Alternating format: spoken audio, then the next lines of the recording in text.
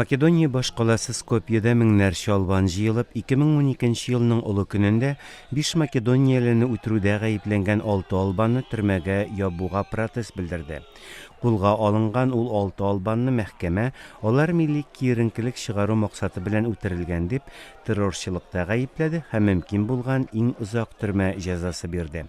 Протест белдерүчеләр исә бу төркем карары артында сәясәт тора ди.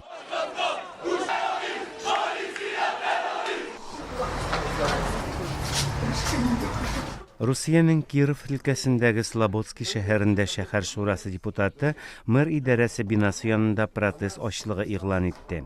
Сергей Лалетин шәһәр башлыгы Владимир Хомяковны шәһәрдә ирекле һәм гадел сайлаулар үткәрүгә юл куймауда һәм Киров өлкәсе губернаторын яклап шәһәр шурасы депутатларына басым ясауда гаепли. Киров өлкәсендә сайлаулар 14 сентябрьдә үтәчәк.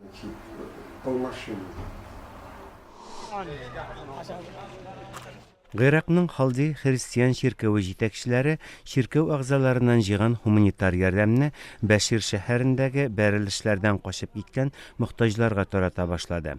Качакларның күпчелеге шыгый төрекмәннәр. Чиркәү вәкиле Йосиф Таума бу ярдәмне илдә бәрелешләр яңарган чорда Гыйрак халкының бердәмлеген күрсәтү дип атады.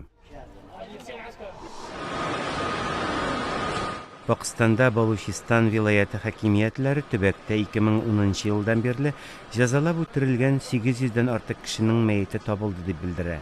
Рәсмиләр әйтүенчә, корбаннарның яртысының артыгы этник балучлар.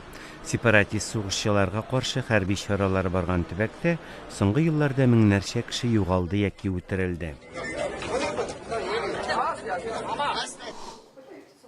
Грузиядә кулланучылар хукукларын яклаучы оешма кибетләрдән сатып алынган туңдырмаларны тикшерү нәтиҗәсендә 4 ширкәтнең туңдырмасында зарарлы бактерияләр табылуын белдерде.